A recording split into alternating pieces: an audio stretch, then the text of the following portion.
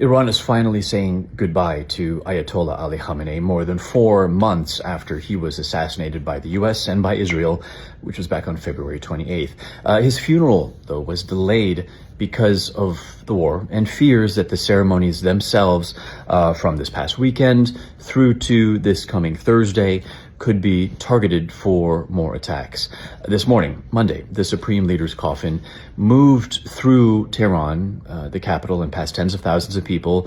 The bodies of 4 other members of his family also followed. That included his daughter and a granddaughter, who were also killed in the same strike as him. 3 of Khamenei's sons did show up for the funeral events, but his successor and a 4th son, Moshtaba Khamenei, who we've been reporting is the new supreme leader, didn't. And as we've also been reporting, he's believed to have been seriously injured in the same strike that took out his family.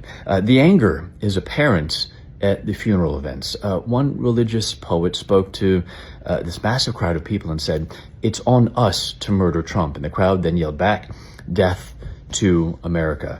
But behind the anger, there is absolutely a darker legacy that can't be glossed over, and a lot of critics of Khamenei's 4 decades in power saying this because over that time, thousands of political prisoners and protesters were killed from the 1980s through to earlier this year in crackdowns, and the UN has linked Khamenei's time in power to crimes against humanity.